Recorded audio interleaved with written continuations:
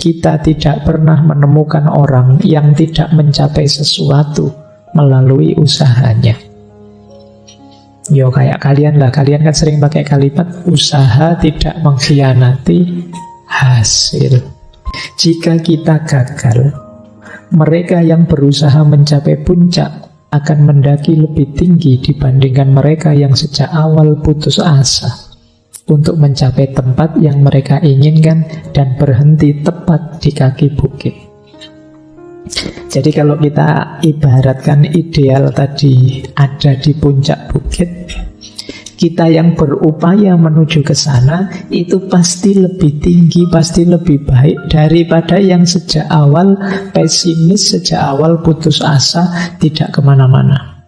Yang pasti ada kelebihan kita dari yang diam saja. Ngaji Filsafat bersama Dr. Fahrudin Faiz. Mari kita simak.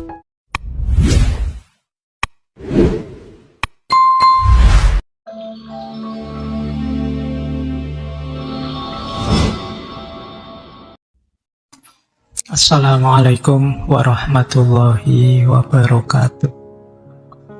Bismillah. Mari kita lanjut lagi belajar kita, ngaji kita. Jadi intinya ngaji filsafat itu yang ngaji, kita belajar ya. Segala yang di luar itu bonus. Jadi bonus itu ada, alhamdulillah, tidak ada ya, tidak masalah. Bahkan termasuk pemahaman kita, kepandaian kita, itu ya anugerah sebenarnya, bonus. Karena yang bisa kita lakukan hanya belajarnya. Maka ayo kita mulai ya, nawaitunya belajar. Baik, kita mulai nggih. Nah sekarang kita belajar filosofinya tentang pendidikan retorika. Yang pertama, dasar pendidikan retorika itu apa? Dasarnya adalah filsafat manusia. Manusia itu apa menurut Quintilianus? Kalau di bukunya beliau pakai kalimat menarik. Manusia itu model para dewa yang jiwanya merupakan produk surga dengan akal untuk berpikir dan belajar. Ya oleh zaman itu dewa-dewa masih ada. Kok tidak bilang Allah, Pak? Ini abad ke... ya beliau abad ke-1 Masehi meninggalnya. Ya masih kepercayaannya dewa-dewa. Tapi kan pandangannya bahwa manusia itu cerminannya Tuhan kalau pakai bahasa hari ini. Yang punya keistimewaan akal untuk berpikir dan belajar. Kata Quintilianus, akal itu sesuatu yang alamiah bagi manusia. Akal itu seperti terbangnya burung, seperti lari cepatnya kuda, seperti ganasnya binatang pemangsa. Itu kan alamiah semua. Burung bisa terbang, itu alami. Kuda bisa lari cepat, itu alami. Binatang buas ganas, itu alami. Loh, manusia punya yang alami apa? Akalnya. Itulah mengapa nanti manusia disebut binatang yang berpikir, karena dia punya akal. Jadi kalau ada yang tanya sisi khas alamiah manusia itu apa? Akal. Karena ada akal inilah, kata Quintilianus, terus berkembang aspek selanjutnya, yaitu linguistik atau kebahasaan, dan selanjutnya nilai-nilai. Ini yang membedakan manusia dengan makhluk yang lain. Akal, bahasa, dan nilai. Kita itu jadi manusia yang utama karena punya akal, mampu berbahasa, dan menetapi nilai-nilai. Dalam kehidupan itu tidak ada sudah di makhluk yang lain. Hanya kita yang punya nilai persaudaraan, nilai persahabatan, nilai kemanusiaan, nilai perdamaian, dan lain sebagainya. Jadi ini kekhasannya manusia. Dari sinilah nanti beliau terus lanjut, yo kalau begitu yo mari kita belajar retorika. Kenapa begitu? Karena sudah pasti bahwa manusia mengungguli hewan lain dalam hal akal dan ucapan. Mengapa kita tidak menerima bahwa kebajikan manusia terletak pada kefasihan dan juga pada akalnya? Kata Quintilianus, alam secara khusus menyukai umat manusia dan membedakan kita dari semua hewan lainnya dengan memberi mereka kemampuan bicara. Jadi keistimewaan kita itu kemampuan bicara. Oleh karena itu, yuk belajar cara bicara yang baik. Nah, inilah dasarnya kenapa kemudian harus ada pendidikan retorika. Baik, saya lanjutkan. Nah, tapi menarik, Quintilianus ini dikritik karena dia punya teori tujuannya retorika itu membentuk seorang manusia orator yang sempurna. Dia dikritik kenapa? Apa ada orang seperti itu? Orang yang bermoral, yang baik, sejak pencarian kebenaran sampai penyampaian kebenaran perfect. Bijaksana sejati, baik sejati, sempurna moralnya dan lain sebagainya. Ketika ada yang mengkritik begitu, Quintilianus menjawab begini, orang seperti itu mungkin belum ada. Saya tidak tahu, ini abad 1 Masehi ya, sekarang abad 21, apa sudah ada saya juga tidak tahu. Tapi itu bukan alasan untuk mengendurkan upaya kita mencapai cita-cita itu. Ini kalau dalam sering saya pakai istilah ini yang disebut ideal. Ideal itu ya memang belum ada faktanya, tapi kesanalah kita menuju. Kayak kalian kalau sering bilang, Pak, besok itu saya ingin jadi orang yang berguna bagi nusa, bangsa, agama, baik hati, tidak sombong, disayangi semua orang, dan panjang sekali. Terus kamu, alah apa bisa kayak gitu, apa ada? Loh, itu namanya ideal. Ideal itu sekarang belum ada, ya belum terpenuhi semuanya, tapi kesanalah kita menuju. Mungkin kita tidak sepenuhnya jadi orang baik yang sempurna, tapi kesanalah kita menuju. Itu jawabannya Quintilianus. Ya mungkin belum ada, tapi kan itu bukan alasan untuk kita, ya kalau begitu tidak usah belajar retorika lah, karena tujuannya idealis, tidak begitu. Ya tetap ke sana kita menuju.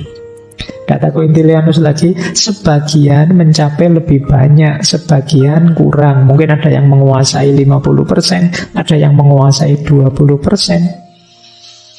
Tapi kata Quintilianus, kita tidak pernah menemukan orang yang tidak mencapai sesuatu melalui usahanya. Yo kayak kalian lah, kalian kan sering pakai kalimat usaha tidak mengkhianati hasil. Seandainya mengkhianati, ya mau gimana lagi? Wong sudah hasil. Jadi intinya, tidak pernah kok ada yang orang sudah berikhtiar terus tidak dapat apa-apa. Pasti dapat apa-apa. Ya paling tidak dapat hikmahnya. Ya, jadi ya pasti ada lah. Bahkan yang pahit sekalipun ternyata juga ada yang bisa kita raih dari sana. Jadi tadi loh, kita menuju ideal tadi, ya sedikit-sedikit pasti adalah manfaatnya.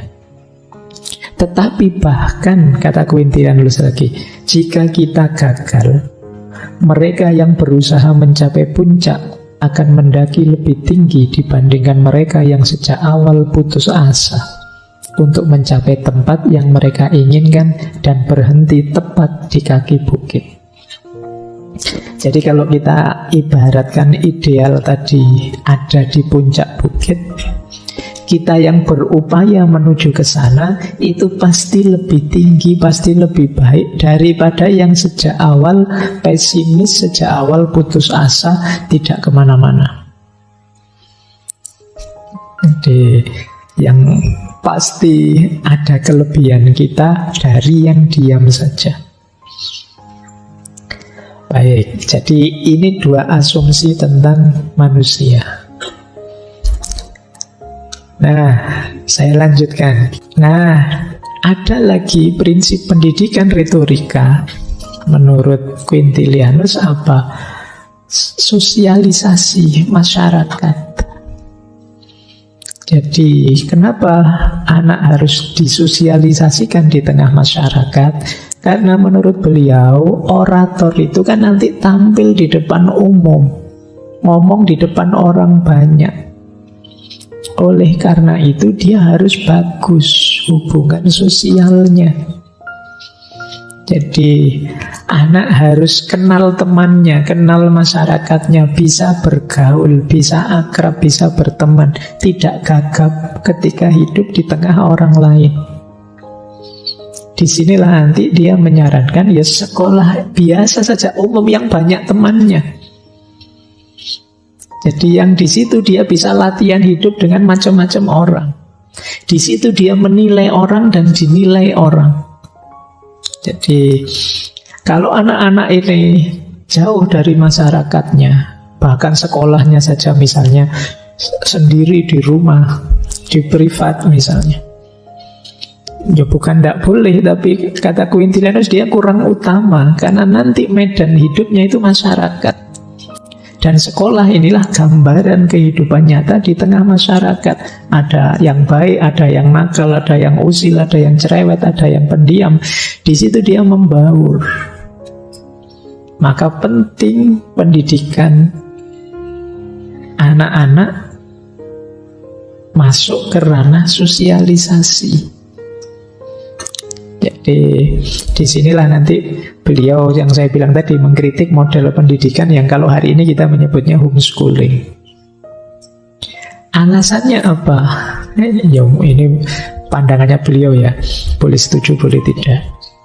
Alasannya apa? Kata beliau begini, karena siapapun yang tidak memiliki siapapun, itu kalimatnya, untuk menilai dirinya sendiri, pasti akan menilai dirinya terlalu tinggi.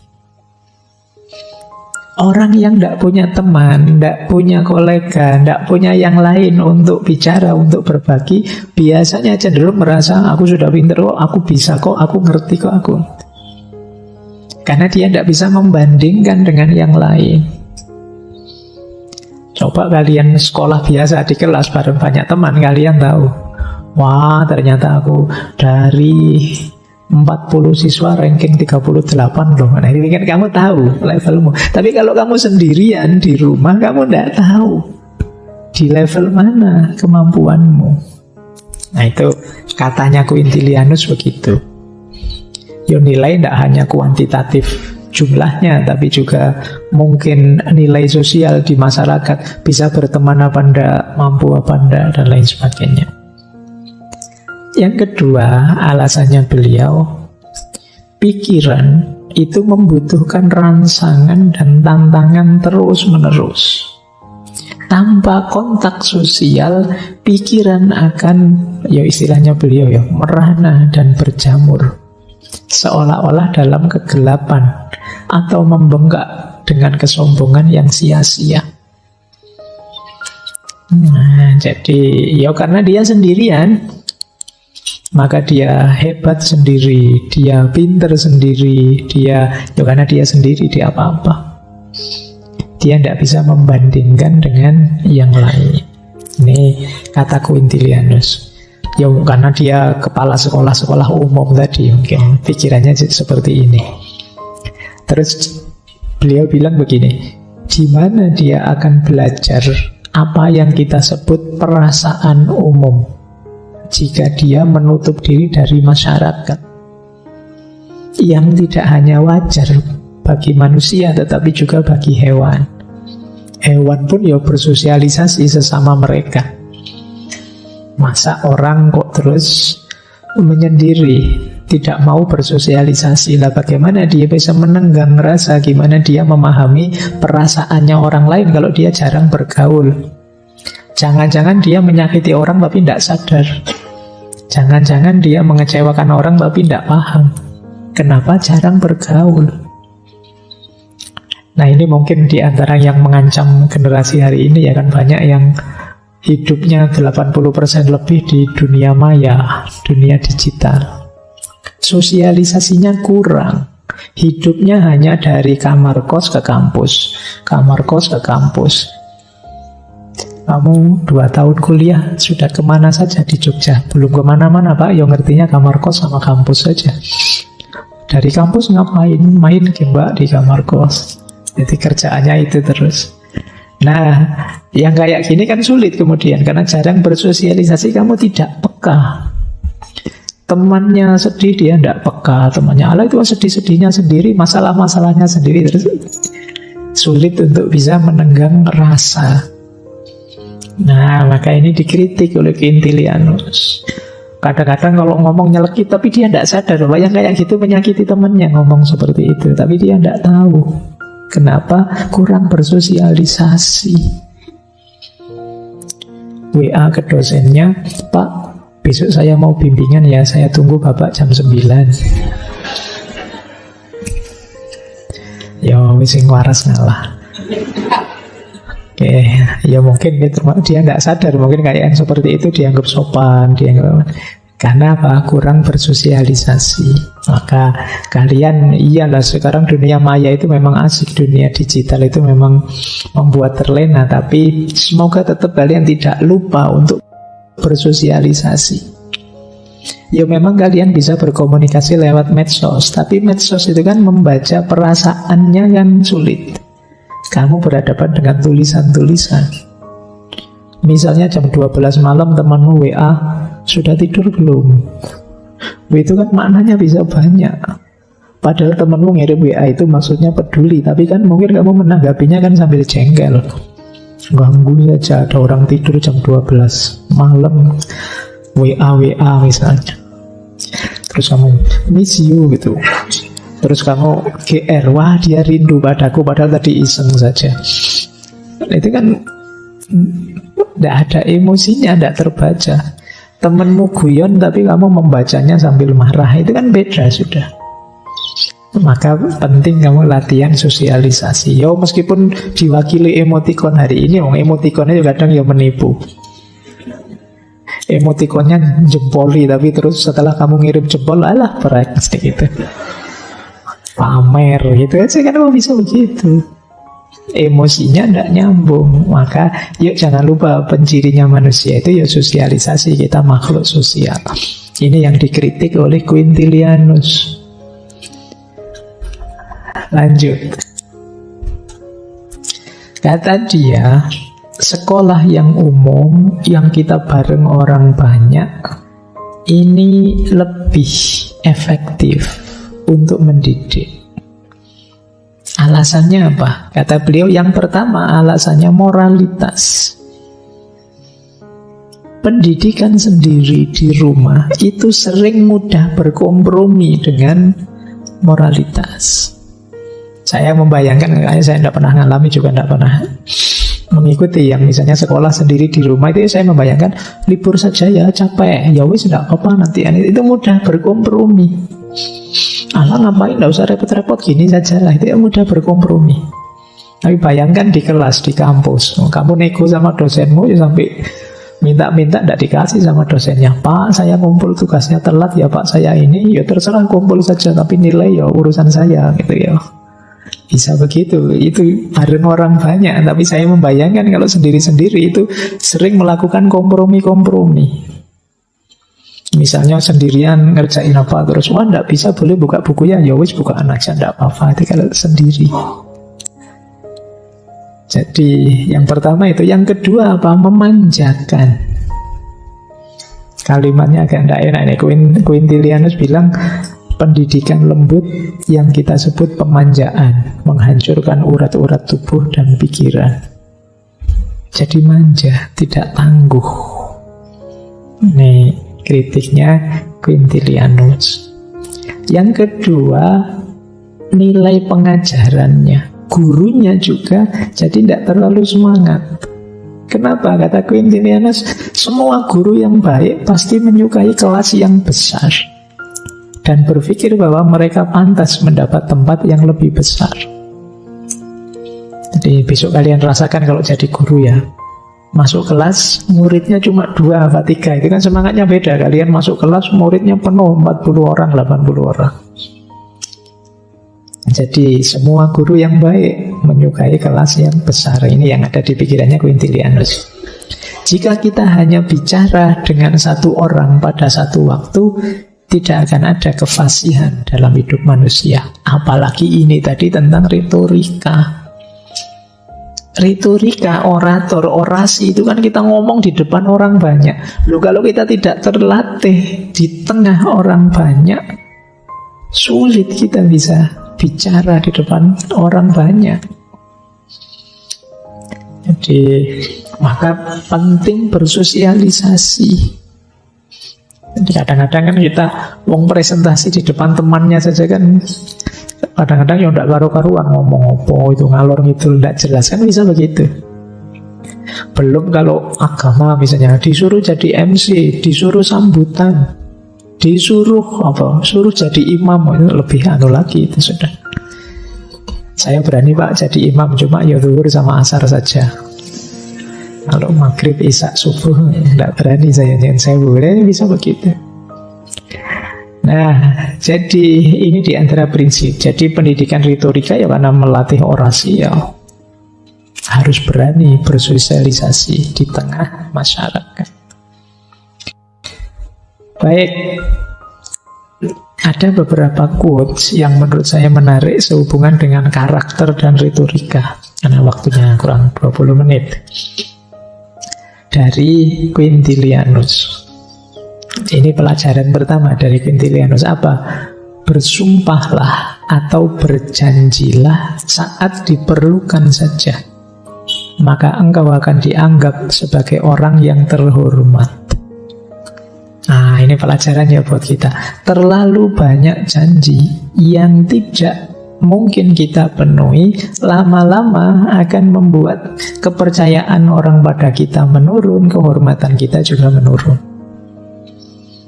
Jadi latihan ya nanti teman-teman, kalau berorasi jangan terlalu banyak janji. Kenapa? Menurunkan kehormatan kalau kita tidak bisa memenuhi. Kalau memang tidak mungkin saya penuhi yang kayak gini, ya jangan dijanjikan.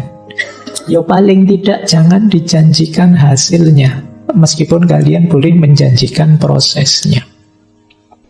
Saya usahakan semoga ngaji filsafat ini, nah itu bisa. Jadi saya usahakan ya, bukan saya janjikan. Jangan menjanjikan hasilnya.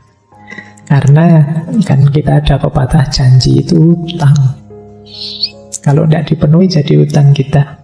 Nah, kalau kemarin bilangnya akan saya usahakan, akan saya ikhtiarkan, akan saya upayakan untuk melakukan ini, ya kita maklum. Baik, ini kata Quintilianus ya, ini tidak nyinggung sopo-sopo, wong ini memang kata beliau. Baik, ya sekarang kan bertaburan banyak janji di sekitar kita. Kalian juga jangan baperos biasa itu 5 tahunan. Tidak usah kaget. Tapi untuk kalian sendiri sebagai orator, ahli retorika, minimalkan janji. Kalau memang tidak perlu. Jadi, ya itu tadi, mendegradasi dirimu sendiri, menjatuhkan kehormatanmu sendiri. Bayangkan kalau bolak-balik kamu mengingkari janji, mungkin misalnya kamu punya pengajian, tiap hari kamu janjikan macam-macam jamaahnya. Kalau kamu bohong terus, lama-lama mereka apatis sudah. Mesti bohong, msti tidak gitu. Itu makanya teman-teman yang Pak judul ini ya Pak judul itu ya Pak untuk ngaji, saya jawabnya kan yo insya Allah kapan-kapan. Karena kalau saya pastikan, saya janjikan, nanti kalian kecewa atau nunggunya lama. Maka rumus retorika, berjanjilah yang diperlukan saja. Jangan terlalu banyak janji biar tidak menurunkan kehormatan kita. Yang kedua, kata Quintilianus, orang yang ingin terlihat bijak di antara orang bodoh. Di antara orang bijak, dia akan tampak bodoh. Ini menarik ya. Kadang-kadang kalian seneng keminter. Apa ya bahasa Indonesianya keminter itu ya? Sok pinter. Padahal ya tidak terlalu ngerti juga. Tapi kayaknya nge-share ini, nge-share itu, kayak kalian sudah pinter sekali, sudah soleh sekali, sudah luar biasa. Padahal kalian tidak paham yang mungkin yang kalian share itu apa, yang kalian ucapkan itu apa. Kalian cuma niru-niru saja atau copy paste saja dan lain sebagainya. Ini kan yang kagum dengan kalian itu kan orang-orang yang tidak ngerti. Wah, luar biasa isinya. Tapi orang pinter yang memang ahlinya akan menertawakan kalian. Jadi kalian baru baca satu buku terus wah sok pamer kemana-mana. Itu orang yang belum baca buku yang kagum. Tapi orang yang bacaannya banyak akan menertawakan kalian. Nah, ini maksudnya apa? Ya kalian, kalau orang Jawa bilang sakmadyo saja. Akui sesempit apa atau seluas apa pengetahuan kalian. Jangan sok pintar. Meskipun di depan orang bodoh. Biasanya kalau di depan orang yang lebih tidak ngerti dari kita itu kan gaya kita kayak ngerti-ngerti ya. Mungkin ikut ngaji filsafat ini nanti ada temanmu yang tidak ikut ngaji. Tadi isinya apa? Terus gayamu menjelaskan kayak itu. Padahal kamu juga tidak terlalu paham. Nah nanti kalau temanmu misalnya pulang dari sini kok mau gayamu di depan temanmu, nanti hari Minggu rekamannya dia mendengarkan. Nah, dia ketawa mesti, wah temanku kemarin ternyata tidak paham. Jadi hati-hati berlaku sok pintar. Apalagi hari ini. Kamu tidak tahu yang mendengarkan kata-katamu, yang membaca tulisanmu itu siapa. Kalau pas ketemu ahlinya, kamu akan diketawakan. Kok bisa dia bilang kayak gini, wong yo dia belum baca buku ini, buku itu. Nanti dibegituin sama ahlinya. Maka jadi orang sakmadyo saja. Sakmadyo itu jelaskan saja, sampaikan apa adanya sejauh yang saya tahu, sejauh yang kalian tahu. Oh, saya membaca di buku ini isinya begini, menurut pemahaman saya kok maksudnya begini. Nah, itu mungkin orang akan maklum. Oh, berarti dari buku itu. Mungkin orang yang lebih pintar akan nambah, saya tambahi ada info baru di buku ini isinya begini. Jadi intinya jangan sok. Kalau orang Jawa bilang ojo dumeh. Kenapa? Akan nabrak kalian sendiri. Baik, ini prinsip retorika kedua. Yang ketiga, ini nyindir. Seorang pembohong harus memiliki ingatan yang baik. Karena kalau tidak, kalian akan kejeblos sendiri.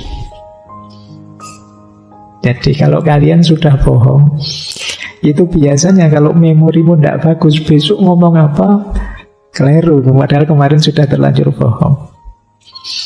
Jadi kamu harus punya ingatan yang baik. Ingatan yang baik itu berarti, wah saya kemarin ngomong begini ke orang itu, hati-hati biar nggak ketabrak. Karena kalau enggak ya kemarin bilang apa, sekarang bilang apa. Nah, kemarin bilangnya ada tugas keluar kota, besok ngobrol, wah pas saya di kampus kemarin, berarti kemarin tidak keluar kota. Lupa dengan kebohongannya sendiri. Ya ini maksudnya bukan kok, wah berarti sebelum saya bohong saya harus cerdas dulu ya Pak. Yang tidak begitu, maksudnya ya jangan bohong lah. Bohong itu capek. Karena kalian harus nutupi lagi, dan kamu ingat-ingat terus, jangan sampai keliru. Karena begitu keliru, kamu sudah terlanjur bohong tapi ngomongnya berbeda, lagi-lagi kredibilitasmu akan turun. Maka hati-hati. Terus, betapapun bohong itu jelek. Nah ini menarik kalimat ini. Ini memaknainya harus agak hati-hati. Akan lebih baik, kata Quintilianus, jika manusia itu bodoh, bahkan tidak ngerti apa-apa, daripada menggunakan karunia Tuhan untuk menghancurkan sesamanya. Ini prinsip manfaat tadi. Ini Isinya adalah kita itu kan menggunakan akal kita, keistimewaan kita. Kadang-kadang orang itu tambah pinter, tambah bikin masalah. Kalau tidak ada orang pinter-pinter tadi, masalah-masalah ini tidak muncul. Tapi gara-gara ada orang pinter ini, urusan tambah ruwet, tambah rumit. Terus muncul konflik, muncul permusuhan, muncul... Ini hubungannya apa Pak dengan retorika? Banyak orang berorasi, isinya provokasi-provokasi. Isinya dorongan untuk berkonflik, dorongan untuk pecah tabrakan antar manusia. Karena pinter, persuasinya luar biasa. Banyak orang terpengaruh, banyak orang tersulut. Muncullah terus problem-problem sosial, konflik-konflik sosial. Dalam konteks inilah terus Quintilianus bilang, kalau begitu mending orang bodoh saja lah, tidak usah pinter-pinter. Pinter malah bikin masalah, daripada menggunakan anugerahnya Tuhan untuk menghancurkan sesamanya. Nah, ini jadi prinsip retorika ya buat kalian. Makanya tadi prinsip utamanya manfaat. Kalau memang hasilnya merusak, menghancurkan, mending tidak usah disampaikan dulu. Nyari momen yang pas, nyari situasi yang tepat. Meskipun yang mau kamu sampaikan kebenaran. Karena kebenaran tanpa ruang dan waktu dan situasi yang pas kadang-kadang bisa blunder. Disinilah perlu kebijaksanaan. Maka kata Quintilianus, akan lebih baik jika manusia itu bodoh saja, tidak ngerti apa-apa, daripada menggunakan karunia Tuhan untuk menghancurkan sesamanya. Lanjut. Nah, ini mungkin kalian kalau sedang berorasi kan sering menyelipkan humor-humor, dagelan-dagelan seperti kemarin. Kata Quintilianus, sebuah tawa jika dibeli dengan mengorbankan kesopanan akan memakan biaya yang terlalu besar. Kalau sekedar mancing orang untuk tertawa, jangan mengorbankan hal yang lebih penting, lebih utama, lebih berharga, seperti kebenaran, kesopanan, kebaikan, dan lain sebagainya. Karena tidak imbang harganya, nilainya. Kebenaran, kesopanan, keutamaan, ini kan menu utama. Sementara humor itu kan cemilannya. Ya memang kalau menu utama terus terlalu berat. Kadang-kadang ada cemilannya sedikit-sedikit. Tapi jangan menu utamanya dibuang, hanya cemilannya saja yang dimakan. Tidak sehat. Jadi ya kecuali memang acaranya stand up comedy, tidak apa-apa. Tapi ini kan orasi, menyampaikan kebenaran. Kadang-kadang memang perlu bumbu-bumbu tawa, tapi tidak dengan mengorbankan kesopanan, kata Quintilianus. Kenapa? Karena ada ongkos besar di balik itu, yaitu hancurnya nilai-nilai. Baik, jadi ini untuk kalian, karena biasanya kan kalau kita sedang berorasi menyampaikan sesuatu ditambahi dengan humor-humor, boleh, tidak masalah, justru menyegarkan suasana, tapi tidak dengan cara yang tidak benar, tidak sopan, kebohongan, menyulut permusuhan, ketersinggungan, pecahnya persahabatan, dan lain sebagainya. Terlalu besar harganya. Baik, terakhir, saya tidak tahu kalian setuju apa tidak dengan ini. Ketika kekalahan tidak bisa dihindari, yang paling bijaksana adalah menyerahlah. Ini ada konteksnya ya, tidak untuk semua konteks begini. Ya, jadi ada kalanya, ya sudah. Maksudnya apa? Kadang-kadang dalam berretorika, kebenaran kita tabrakan dengan kebenaran yang lain dalam tanda petik, dan kita di posisi yang lemah dalam berdebat, berdiskusi mungkin, dan kita lemah, sulit untuk memenangkan perdebatan. Ya sudah, diakui saja kalau memang kita tidak bisa menghindar dari kekalahan itu, ya sudah diakui saja.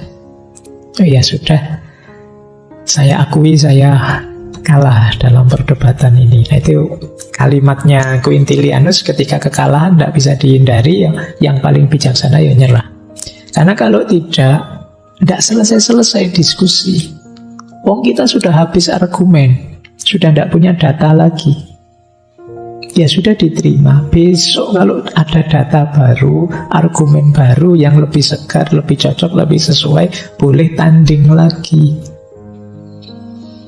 Ini sederhananya kalau dalam retorika maksudnya Quintilianus apa? Jangan ngeyel.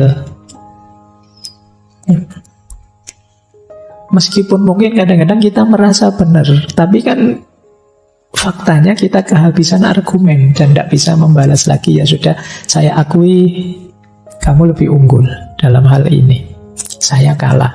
Tapi ya besok kalau ada data baru, argumen baru, kita lanjutkan ya. Itulah yang dimaksud ketika kekalahan tidak bisa dihindarkan, jalan paling bijaksana ya menyerah. Ada waktunya kita harus sadar diri bahwa ya sudahlah, memang tidak mungkin lagi saya bisa menang. Ini juga dalam rangka menjaga kenyamanan kita sendiri. Karena orang ngeyel itu kan kemerungsung, panas dia. Maka ya kita harus punya senjata namanya menyerah. Ya sudah, saya akui kamu lebih benar. Debat ini kamu yang menang. Nah, ini nasihat dari Quintilianus, biar tidak stres terus-terusan, ngeyel terus dalam aspek apa yang nyata-nyata kita sudah lemah, itu nanti malah memberatkan kita. Baik, itu tadi beberapa tips saat kita beradu argumen dalam berretorika. Oke ya, ini Quintilianus saya kira cukup untuk malam hari ini. Oke ya, teman-teman, saya kira itu untuk malam hari ini. Sudah kita tuntaskan kewajiban kita belajar. Hasilnya apa? Wallahu a'lam bishawab. Saya akhiri sekian. Wallahul muwaffiq. Wallahu a'lam bishawab. Wassalamualaikum warahmatullahi wabarakatuh. Terima kasih sudah mendengarkan ngaji filsafat bersama Dr. Fahrudin Faiz di channel kami. Semoga bisa menambah ilmu dan bermanfaat bagi kehidupan kalian semua. Amin.